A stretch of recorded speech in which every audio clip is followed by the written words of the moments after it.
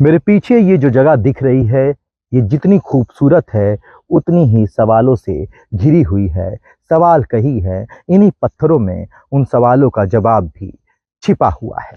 सत्ता की ताकत के कितने पैमाने हैं, जनता की समस्याओं पर कितने बहाने हैं। जाति से राजनीति है और राजनीति में रणनीति है। मैदान में पत्थर, महलों में हीरे, क्या इसीलिए बनती नई नई नीति है।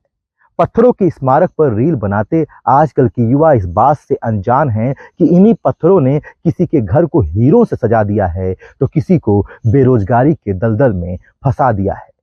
अब रील का ही सहारा है, यही नया रोजगार है। विकास के लिए तो सरकार तैयार है, लेकिन 2007 से 2012 के बीच में जो हुआ, कई बड़े सवाल खड़े कर दिए, जिसका जवाब आज ईडी भी ढूंढ रही है और जवाब देने वाले ईडी से भाग रहे हैं। रिटायर्ड आईएएस अधिकारी मोहिंदर सिंह को ही ले लीजिए।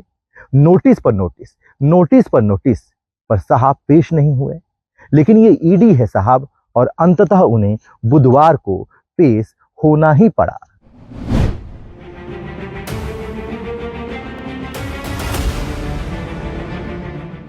पहले आप ये समझिए कि स्मारक घोटाला क्या है जिसमें ईडी जांच कर रही है।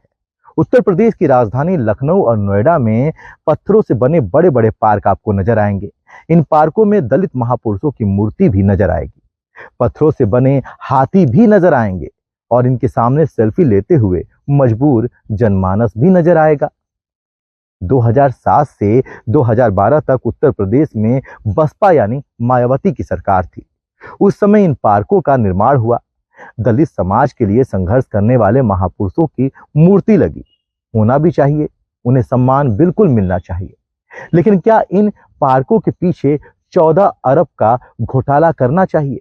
ये बड़ा सवाल है कि आखिर ये घोटाला हुआ कैसे। बसपा सरकार में अंजाम दिए गए स्मारक घोटाले में ईडी ने लखनऊ के मशहूर मार्बल कारोबारी से भी पूछताछ की है। जांच के दायरे में आए कारोबारी को पूर्ववर्ती सपा सरकार में कुछ कारीगरों का भुगतान नहीं करने की शिकायत पर लखनऊ पुलिस ने शिकंजा कसा था। वहीं दूसरी ओर पूर्व आईएएस मोहिंदर सिंह के ठिकानों पर भी अकूत संपत्तियों की जानकारी के बाद उन पर भी शिकंजा कसने की तैयारी शुरू हो गई। बता दें कि बसपा सरकार में महापुरुषों के नाम पर नोएडा और लखनऊ में स्मारकों और पार्कों का निर्माण किया गया था, जिसकी लोकायुक्त से जांच में 14 अरब के घोटाले का खुलासा हुआ था। तत्कालीन सपा सरकार ने इसकी जांच विजिलेंस को दी थी। वहीं ईडी ने 2 तत्कालीन मंत्रियों समेत 199 आरोपियों के खिलाफ मनी लॉन्ड्रिंग एक्ट में केस दर्ज कर जांच शुरू की थी। सूत्रों की माने तो स्मारकों में पत्थरों की आपूर्ति करने वाली कंपनी के निदेशक से ईडी के अधिकारियों ने पूछताछ की है। वहीं पूर्व आईएएस मोहिंदर सिंह से भी इस प्रकरण में पूछताछ की गई है। बता दें कि मोहिंदर सिंह बसपा सरकार में इस पार्कों में लगने वाले पत्थरों का दाम तय करने वाली कमेटी में शामिल थे। इन पर भ्रष्टाचार का आरोप है। सेवानिवृत्त होने के बाद उनका कोई पता नहीं चलने की वजह से ईडी और विजिलेंस द्वारा नोटिस भेजा गया। पिछले महीने ईडी के छापे में वह चंडीगढ़ स्थित अपने आवास पर मौजूद थे। इसके बाद उनसे 14 घंटे तक पूछताछ की गई थी। पूर्व आईएएस मोहिंदर सिंह का बयान स्मारक घोटाले के बड़े सफेदपोश आरोपियों की मुश्किल बढ़ा सकते हैं, जो कि अपने आप में बड़ा सवाल है। खबरों के अनुसार बीते 17 सितंबर को ईडी ने पूर्व आईएएस मोहिंदर सिंह के घर पर छापा मारा था, जहां से 7 करोड़ के हीरे बरामद हुए थे। ईडी ने नोएडा की real estate company Hacienda project के नोएडा, दिल्ली, चंडीगढ़, मेरठ और गोवा स्थित ठिकानों पर भी छापा मारा था। इसमें मोहिंदर सिंह का आवास भी शामिल है, जहां पर छापा मारा गया था। रियल एस्टेट कंपनी हैसिंडा के साझेदार आदित्य गुप्ता और आशीष गुप्ता के 5 ठिकानों पर भी ईडी ने छापा मारा था। उनका कई देशों में फर्नीचर और कॉलिन एक्सपोर्ट का कारोबार है। आदित्य गुप्ता के आवास से 5 करोड़ के हीरे भी बरामद हुए थे। छापेमारी में 1 करोड़ नकद और 12 करोड़ के हीरे, 7 करोड़ के जेवर समेत अन्य दस्तावेज भी बरामद किए गए थे। बसपा सरकार में नोएडा और लखनऊ में स्मारक और पार्क निर्माण के नाम पर हुए 14 अरब के घोटाले में भी मोहिंदर सिंह का नाम सामने आया था। नवंबर 2011 में उन्हें नोएडा अथॉरिटी का मुख्य कार्यपालक अधिकारी बनाया गया। विजिलेंस ने नोटिस जारी किया था, लेकिन ऑस्ट्रेलिया में होने के चलते वह पेश नहीं हुए। मामले में तत्कालीन मंत्री रहे बाबू सिंह कुशवाहा और नसीमुद्दीन सिद्दीकी भी जांच के दायरे में आए थे। ईडी मामले में नोएडा अथॉरिटी के तत्कालीन अफसरों की भूमिका की भी जांच की जा रही है। बताया जा रहा है कि मोहिंदर सिंह मायावती सरकार में पावरफुल अफसर थे। बताया तो ये भी जा रहा है कि ये जो स्मारक है, इनमें जो बड़े पैमाने पर पत्थरों की आपूर्ति की गई थी, यह काम बिना टेंडर के किया गया था। ईडी स्मारक घोटाले में कई मार्बल कारोबारियों की कुंडली खंगाल रही है। हाल ही में राजकमल मार्बल्स के संचालक से भी पूछताछ की गई थी।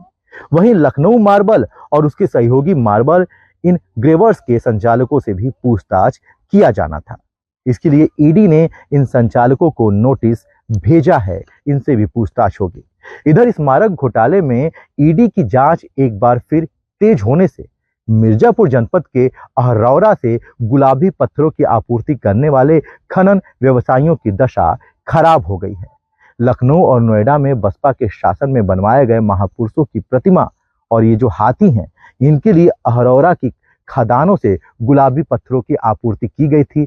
लगभग 1410 करोड़ के स्मारक घोटाले में ईडी ने राजकीय निर्माण निगम के अधिकारियों तथा अहरौरा में भेजे गए हाथी निर्माण के लिए पत्थर आपूर्तिकर्ताओं की फाइलों को एक बार खंगालना फिर से शुरू कर दिया है। बीते सप्ताह ईडी की लखनऊ इकाई ने राजकीय निर्माण निगम के तत्कालीन प्रबंधक निदेशक सीपी सिंह, पूर्व भारतीय प्रशासनिक सेवा के अधिकारी मोहिंदर सिंह और अहरौरा क्षेत्र के गुलाबी हाथी पत्थर आपूर्तिकर्ताओं की स्मारक घोटाले में भूमिका तय करने का फैसला किया है, जो अपने आप में बड़ा सवाल है और जांच के दायरे में है। वर्ष 2007 से 2012 के बीच सूबे में बसपा के शासन के दौरान लखनऊ और नोएडा में दलित महापुरुषों के स्मारक बनवाए गए थे। इसमें 11 फीट ऊंचाई के गुलाबी पत्थरों के 90 हाथी भी लगाए गए थे। आप देख भी सकते हैं। मिर्जापुर जिले के अहरौरा क्षेत्र स्थित विभिन्न खनन पट्टा स्थलों से करोड़ों रुपए के गुलाबी पत्थरों की आपूर्ति 24 आपूर्तिकर्ता फर्मों के माध्यम से की गई थी।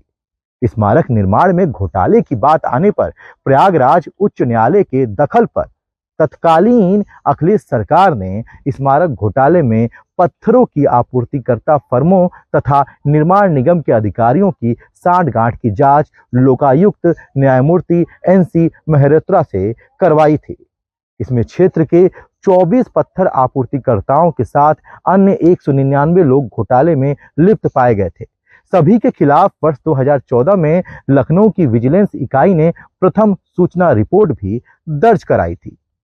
बताया जा रहा है कि स्मारक घोटाले में गुलाबी पत्थरों की आपूर्ति करने वालों की भूमिका की जांच ईडी की तरफ से आगे बढ़ाए जाने से खनन से जुड़े लोगों की दशा अब खराब होने लगी है। हालांकि वर्ष 2020-21 में विजिलेंस की लखनऊ इकाई जनपद के यानी मिर्जापुर जनपद के 8 पत्थर आपूर्तिकर्ताओं को जेल भेज चुकी है। सर्वोच्च न्यायालय के दखल के बाद शेष 16 लोग अभी जमानत पर हैं। ईडी ने स्मारक घोटाले में मंगलवार को एलडीए के तत्कालीन उपाध्यक्ष हरभजन सिंह से करीब 8 घंटे तक पूछताछ की। इस दौरान हरभजन सिंह लखनऊ के अंबेडकर पार्क में लगी मूर्तियों और अन्य सवालों पर दूसरे अफसरों की गलती बताते रहे। यही अंबेडकर पार्क जहां हम इस समय मौजूद हैं, उन्होंने कई सवालों का जवाब नहीं दिया और कुछ सवालों पर गोलमोल जवाब दिए। वहीं इस मामले में मंगलवार को नोटिस देकर बुलाए गए ठेकेदार आदित्य अग्रवाल ईडी के सामने पेश नहीं हुए, उनकी भी तलाश जारी है। ईडी ने कई फाइलों को दिखाते हुए हरभजन सिंह से अंबेडकर पार्क से जुड़े कई सवाल पूछे। ठेकेदारों के भुगतान व उनकी कई कंपनियों को टेंडर मिलने के बारे में पूछा। ईडी के अफसर कई जवाब पर संतुष्ट नहीं हुए। ईडी सूत्रों के मुताबिक उन्हें दोबारा भी बुलाया जा सकता है और सवाल फिर से किए जा सकते हैं। अब बड़ा सवाल पूर्व आईएएस मोहिंदर सिंह को लेकर है। फर्जीवाड़ा करने का आरोपी सेवानिवृत्त आईएएस और नोएडा प्राधिकरण के पूर्व सीईओ मोहिंदर सिंह तीसरी बार भी नोटिस जारी होने के बाद ईडी के सामने पेश नहीं हुए। उन्हें सोमवार को ईडी के सामने पेश होना था। उन्हें ईडी ने फिर से नोटिस जारी किया और इस बार यानी चौथे समन पर वो ईडी के सामने पेश हुए हैं। जब पहली नोटिस दिया गया था तब मोहिंदर सिंह नहीं पहुंचे थे। उस समय उन्होंने ईडी को लखनऊ पहुंचकर पेश न होने का कोई कारण भी नहीं बताया था। दूसरी नोटिस देकर 5 अक्टूबर को बुलाया गया था। इस बार मोहिंदर सिंह फिर भी नहीं पहुंचे। दूसरी बार नोटिस जारी होने पर ईडी के अधिकारियों को बताया गया कि वह बीमार है और पेश होने के लिए कुछ समय की मोहलत मांगी थी। इसके लिए ईडी ने फिर से नोटिस जारी किया, यानी तीसरी बार 14 अक्टूबर को पेश होने के लिए कहा गया। लेकिन मोहिंदर सिंह लखनऊ में ईडी के सामने पेश नहीं हुए तीसरे नोटिस पर। ईडी से पहले विजिलेंस स्मारक घोटाले की जांच कर रही है। ईडी ने जब पहली बार नोटिस भेजा था तो विजिलेंस ने भी स्मारक घोटाले की जांच के लिए मोहिंदर सिंह को नोटिस भेजा था। लेकिन मोहिंदर सिंह ने तो ईडी के सामने पेश नहीं हुए और ना ही विजिलेंस टीम के सामने वो पेश होने पहुंचे। चौथी नोटिस पर आखिरकार रिटायर्ड आईएएस मोहिंदर सिंह बुधवार को ईडी के लखनऊ स्थित जोनल कार्यालय पहुंच गए।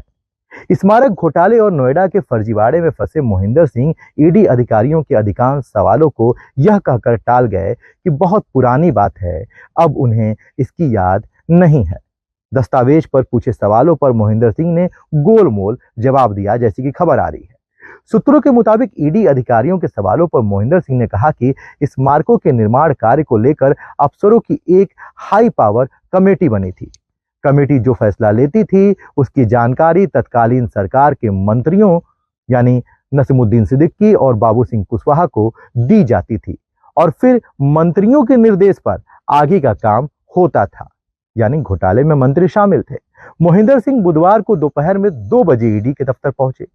3 अधिकारियों की टीम ने मोहिंदर सिंह से स्मारक घोटाले को लेकर सवाल जवाब किया, जो देर शाम तक चलता रहा। मायावती सरकार के कार्यकाल में हुए स्मारक घोटाले के दौरान मोहिंदर सिंह प्रमुख सचिव आवास विकास और नोएडा के सीईओ थे। ईडी ने जब मोहिंदर सिंह से एक ही ठेकेदार की 3-3 कंपनियों को काम दिए जाने को लेकर सवाल किया तो उनका जवाब था कि ठेके उनके विभाग ने नहीं दिए थे, जिन कंपनियों के टेंडर पास हुए होंगे काम उन्हीं को मिला होगा। स्मारक घोटाले की जांच कर रही ईडी ने मंगलवार को उस समय एलडीए के वीसी रहे हरभजन सिंह से 8 घंटे पूछताछ की थी, लेकिन ज्यादातर सवालों के जवाब में उन्होंने भी पुराना मामला बताते हुए याद ना होने की बात कही थी, यानी दोनों का जवाब मिलता जुलता है। इस राजनीति की रणनीति भी गजब है। जनता सेल्फी लेने में व्यस्त है और अधिकारी महलों में हीरो की सुरक्षा में व्यस्त है। लखनऊ से वीडियो जर्नलिस्ट सौद अंसारी के साथ मैं अभिनेंद्र, भारत एक्सप्रेस के लिए।